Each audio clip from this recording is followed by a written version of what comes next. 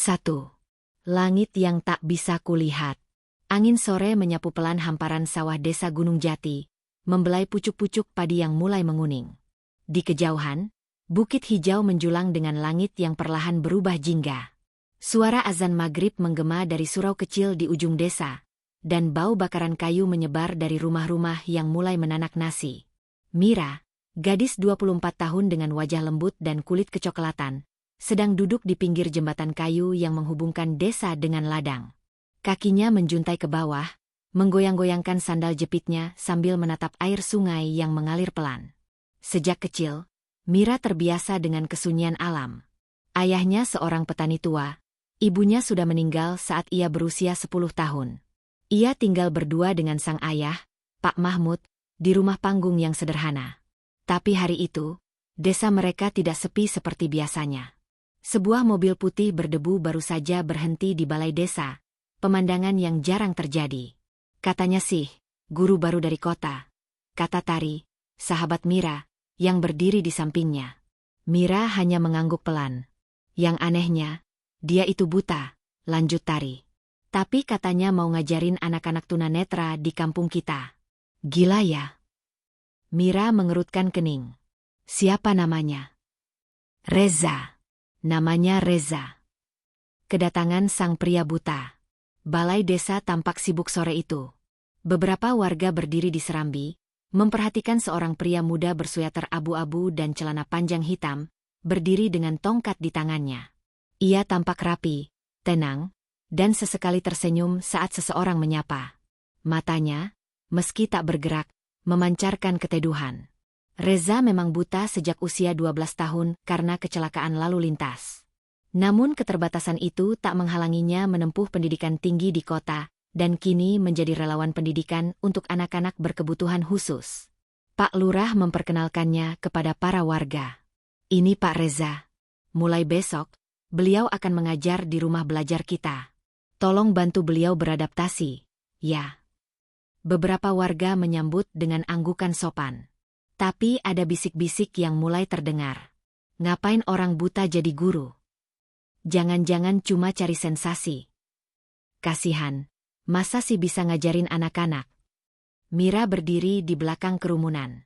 Tatapannya tidak sinis. Justru sebaliknya.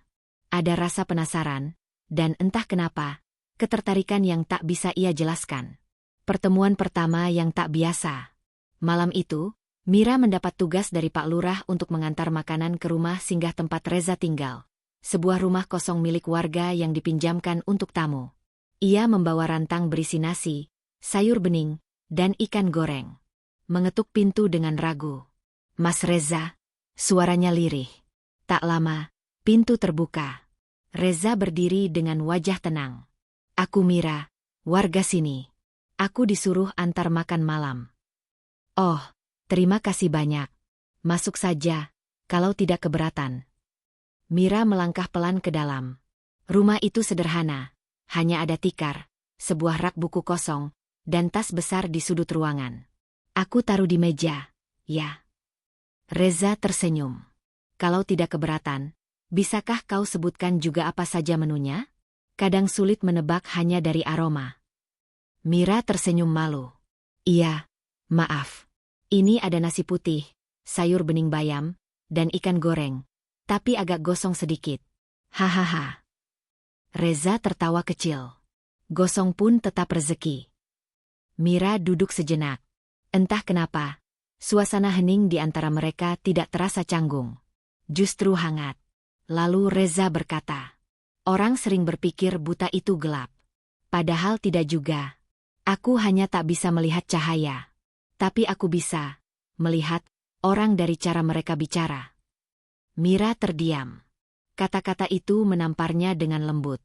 Ia memandang Reza dengan rasa hormat yang perlahan tumbuh menjadi kekaguman. Konflik dimulai. Kata orang, cinta harus melihat. Hari-hari berlalu. Mira mulai sering membantu Reza di rumah belajar. Ia kagum bagaimana pria buta itu bisa mengajarkan huruf Braille, mengenali suara setiap anak, dan memotivasi mereka dengan kisah-kisah hebat dari dunia. Tapi desas-desus mulai terdengar. Mira tuh cantik, kok deket-deket orang buta? Jangan main perasaan sama orang kayak gitu. Nanti nyesel. Gak malu dilamar orang yang gak bisa lihat. Ayah Mira, Pak Mahmud, murka ketika mendengar kabar bahwa Reza sering datang ke rumah. Aku gak izinkan kamu dekat sama dia. Mira, orang buta. Apa kamu mau susah seumur hidupmu? Tapi ayah, dia baik. Dia cerdas. Dia mandiri. Bahkan lebih dari orang yang bisa melihat. Cinta gak cukup, Mira. Hidup itu butuh kepastian. Butuh penglihatan. Mira menangis malam itu di dapur. Tapi tekadnya tak goyah. Justru air matanya berubah jadi kekuatan. Badai di tengah keyakinan. Suatu hari, Reza menghilang dari rumah belajar. Tak ada yang tahu kemana. Mira panik, mencari kemana-mana hingga menemukan Reza duduk sendiri di tepi bukit, tempat mereka sering mengobrol. Maaf, Mira, aku ingin pergi dari sini. Kenapa? Karena kata orang-orang. Reza menunduk. Karena aku takut membuatmu jadi bahan hinaan. Aku tidak ingin menjadi beban dalam hidupmu. Kau bukan beban, Reza. Kau cahaya. Kau guru. Kau lelaki pertama yang membuatku merasa dilihat. Bahkan sebelum kau bisa melihatku. Reza terdiam. Mira, kalau seandainya aku bisa melihatmu hari ini, aku yakin aku akan jatuh cinta padamu dalam 1 detik.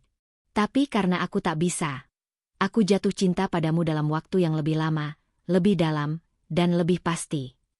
Pernikahan yang mengguncang desa. 2 bulan kemudian, Mira membuat keputusan besar. Di depan ayahnya dan seluruh warga, ia berdiri dengan kepala tegak. Aku akan menikah dengan Reza. Tidak karena kasihan. Tapi karena aku mencintainya. Karena aku melihat masa depan, bukan keterbatasan.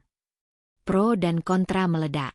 Tapi Mira dan Reza tetap berjalan ke pelaminan sederhana di bawah pohon beringin desa, disaksikan anak-anak tunanetra yang menaburkan bunga, dan suara gamelan dari pemuda kampung. Reza mengenakan kemeja putih bersih, tongkatnya tergantung di samping kursi pelaminan. Mira berdiri di sisinya, menggenggam tangan pria yang tidak bisa melihatnya, tapi mencintainya melebihi siapapun yang pernah memandangnya. Malam itu, setelah semua tamu pulang, Reza duduk bersama Mira di teras rumah. Kau tahu, Mira? Apa? Aku tidak pernah melihat senyummu. Tapi aku bisa merasakannya. Dan itu cukup bagiku seumur hidup. Di langit, bintang bertaburan. Dan meski Reza tak bisa melihatnya, malam itu terasa paling terang dalam hidup mereka.